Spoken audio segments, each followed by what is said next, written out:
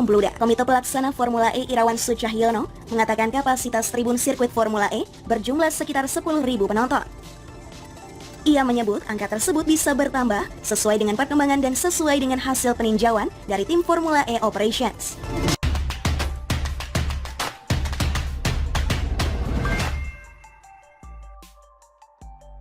Jumlah rumah dan sumur aja dipangkas, apalagi penonton Formula E. Ditulis oleh X Hardy dari TheWord.com. Apakah pembaca sadar kalau berita terkait pemangkasan jumlah penonton Formula E menjadi hanya 10.000 orang ternyata sangat mirip dengan pemangkasan jumlah rumah DP 0 rupiah yang dibangun? Wagub DKI Jakarta Ahmad Riza Patria pernah menjelaskan alasan pemangkasan target pembangunan rumah DP 0 rupiah. Alasannya karena dampak pandemi COVID-19. Pemangkasan pun tidak tanggung-tanggung, malah sangat brutal karena dipangkas sebanyak 95,5% dari target awal. Tadinya Pemprov DKI berencana membangun 232.000 unit rumah DP 0 rupiah. Sekarang targetnya berubah menjadi 10.000 unit saja. Itu pun rumah yang terjual hanya 900-an unit saja. Artinya rumah yang terjual hanya 0,38 sekian persen dari target awal sebelum pemangkasan.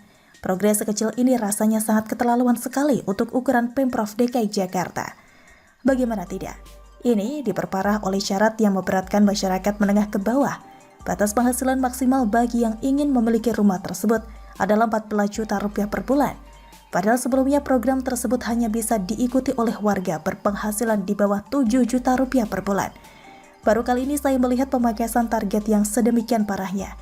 Ini akibat terlalu sombong, bisa menyediakan rumah terjangkau untuk rakyat kecil. Padahal Ahok pernah memberikan sinyal bahwa itu sulit dilakukan. Kalau tidak mau disebut tidak mungkin. Dan sekarang seolah dejavu. Jumlah penonton yang sebelumnya sempat diproyeksikan mencapai 50.000 orang, ternyata ikut dipangkas hingga jadi 10.000 orang saja. Biasanya balapan motor atau mobil bisa menyedot minimal 50.000 hingga 150.000 penonton. Tapi menurut Jack Pro, target penonton awalnya malah 90.000 orang. Wakil Ketua Komisi E Bidang Kesra DPRD DKI Jakarta Anggara Wicitra Sastro Amijoyo merasa dibohongi terkait target penonton Formula E yang hanya 10.000 orang. Menurut dia, jumlah tersebut jauh di bawah perkiraan Jack Pro bahwa penonton mencapai 90.000 orang. Kita dibohongi berjamaah, kata dia. Jack Pro sebelumnya mengajukan proposal penyertaan modal daerah atau PMD 2020 senilai 767 miliar rupiah. Dalam proposal tersebut tercantum asumsi jumlah penonton menyentuh 90.000 orang. Formula E diperkirakan menyumbangkan pendapatan sebesar 536 miliar rupiah, di mana 120 miliar rupiah didapat dari 90.000 penonton yang membeli makan dan minum, transportasi lokal, akomodasi, dan sektor pariwisata lainnya. 460 miliar rupiah diperoleh dari dana sponsor. Komitmen fee untuk perhelatan balap pada 2020 senilai 360 miliar rupiah. Komitmen fee tahap 1 sebesar 20 miliar rupiah untuk penyelenggaraan Formula E di 2021. Skema komitmen fee kemudian berubah karena pandemi COVID-19. Total biaya komitmen 560,31 miliar rupiah didiskon. Angka 560,31 miliar rupiah dipakai untuk komitmen fee Formula E di Jakarta hingga tahun 2024.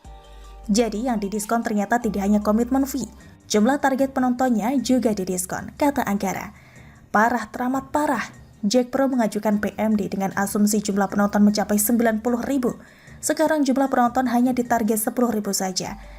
Target pemasukan menurun drastis. Bahkan ini adalah pembohongan. Kalau dari awal dibilang target penonton hanya 10.000, nilai proposal PMD tidak perlu sebesar itu. Bukankah itu adalah pengurasan anggaran secara halus? Betul, kata Anggara. Kita semua seperti dibohongi berjamaah. Keterlaluan sekali. Lebih keterlaluan lagi, pendukungnya membabi buta, membela mati-matian, seolah semua orang itu bego dan bisa dikadalin. Di era Anies, apa sih yang bisa dihemat? Rata-rata kita dengar berita soal pemborosan anggaran. Makanya jangan heran ada banyak item kelebihan bayar di beberapa proyek di bawah kepemimpinan Anies. Jangan terkejut kalau misalnya beberapa waktu ke depan, target jumlah penonton dikurangi lagi, jadi 5.000 orang. Jumlah rumah DP 0 rupiah saja bisa dipangkas habis sampai 95,5%. Sumber resapan saja dipangkas. Target awalnya bombastis mencapai 1,8 juta sumber resapan. Realisasinya bahkan tidak sampai 100.000. Tapi ini disyukuri. Kalau beneran dibuat 1,8 juta sumur, hancurlah semua jalanan di Jakarta. Jangan kaget, jumlah penonton Formula E juga sangat minim. Apalagi Formula E tidak populer di sini. Yang jelas, selamat kepada pendukung Anies atas kebodohannya. Bagaimana menurut Anda? Ada sumur resapan yang letaknya masih di dataran rendah. Salah satu fungsi sumur resapan membantu mengurangi genangan air di jalanan. Tetapi daya tampung sumur resapan terbatas. Lokasi yang menjadi titik genangan air ketika hujan perlu diperbaiki agar kedepannya tidak ada lagi banjir. Sejauh ini pembangunan sumur resapan masih terus dilakukan.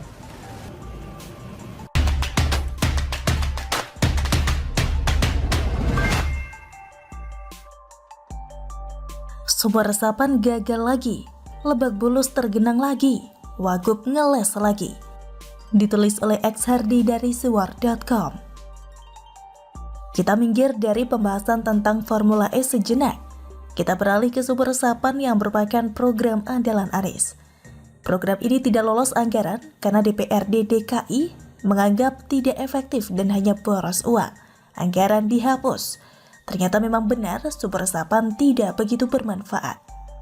Buktinya, Jalan Karangtengah Raya, Lebak Bulus, Jakarta Selatan sempat terendam banjir meski sudah ada sumur resapan. Banjir tersebut akibat hujan deras yang mengguyur Jakarta sejak siang hari. Sumur resapan milik Pemprov DKI Jakarta juga terendam banjir. Arus lalu lintas di lokasi tersebut sempat tersendat.